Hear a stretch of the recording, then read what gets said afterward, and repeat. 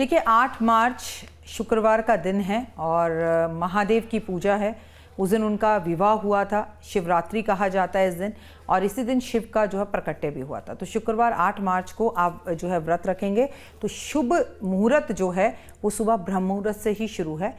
आपने व्रत का संकल्प 8 मार्च को करना है और 8 मार्च से व्रत रखना है। बहुत खूबसूरत दिन है ये। शिवरात्रि साल में एक बार आती है और रात्रि में पूजा का महत्व दिन की पूजा से कई करोड़ गुना ज़्यादा होता है। तो रात्रि पूजा पर ध्यान दीजिए। तो रात्रि पूजा पर आपको ध्यान देना है। ये भी जानेंगे राखी जी कि इस बार महाशिवरात्रि बेहद खास तो है ही। कैसे शिव की पूजा करनी है, कैसे किस विधि विधान से हमको पूजा करनी है, ज़रा वो भी बताइएगा। देखिए, जब भी फागुन मास आता है, फागुन मास की कृष्ण पक्ष की चतुर्दशी को महाशिवरात्रि बनाई जाती है। पूजा कैसे करनी है, पहले तो व्रत का संकल्प कीजिए। अगर आप व्रत नहीं रख सकते, आपकी हेल्थ इश्यूज हैं, तो आप बिल्कुल व्रत ना रखें। ऐसे में आप बहुत सारे और उपाय कर सकते हैं, जैसे कि आपको सबसे पहले एक थाली सजानी है। उस थाली के अंदर महिलाएं हैं साड़ी पहनकर जानी है, पुरुष हैं तो धोती पहनकर जाइए। किसी कारण से अगर आप धोती नहीं पहन सकते तो साफ सुथरे कपड़े तो ज़रूर पहनकर जाएं। इस थाली के अंदर कुमकुम होनी चाहिए जो आपको सिर्फ और सिर्फ माँ पार्वती को लगानी है। हल्दी होनी चाहिए जो सिर्फ माँ पार्वती को लगानी है। मैं बार बार आपको बता रही हूँ, कुमकुम और हल्दी महादेव पर अर्पण नहीं किए जाते। महादेव के लिए चावल रखिए। महादेव के लिए आपको पंचामृत बनाना है, यानी कि दूध, दही, शहद, चीनी और घी, इन सबको एक साथ मिलाकर एक लोटे में डालना है और महादेव पर अर्पण करना है। गंगा जल अर्पण करना है महादेव पर। बेलपत्र ज़रूर रखने हैं। सीजन के जो फल आए हैं वो रखने हैं। पुष्प रखने हैं। पुष्प में भी केतकी का फूल भगवान पर अर्पण नहीं किया जाता।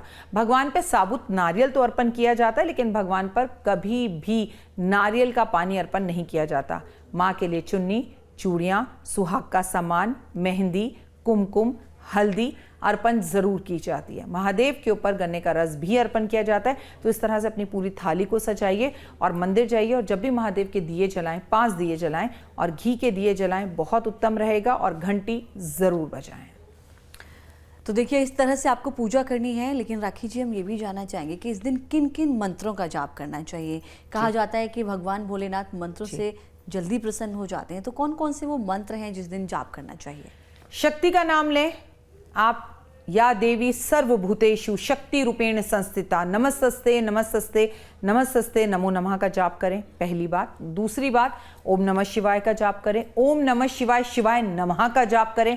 केवल नमः शिवाय का जाप करें और महामृत्युंजय मंत्र का जाप करें।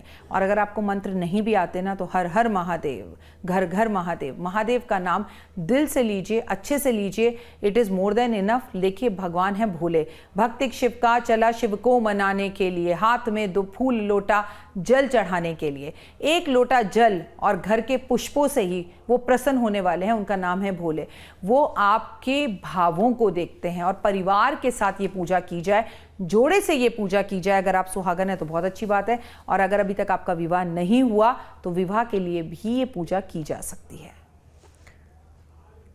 अच्छा, मुहूर्त क्या होगा? सबसे पहले तो हमें ये सवाल कर लेना चाहिए था कि किस मुहूर्त में हमको पूजा करनी चाहिए। देखिए, मुहूर्तों में सबसे बेहतर मुहूर्त होता है सुबह का, ब्रह्म मुहूर्त। लेकिन भगवान की पूजा, जैसे कि आपको सुनाई दे रहा है, शिवरात्रि, रात्रि में इनकी पूजा की जाती है और रात्रि में 4 पहर में इनकी पूजा की जाती है। सबसे पहले प्रदोष काल आता है। देखिए, हर कोई इनकी पूजा 4 पहर में नहीं कर सकता। आप किसी एक पहर में भी पूजा कर लें तो बहुत है। मैं आपको चारों पहर की पूजा का समय बता रही हूँ।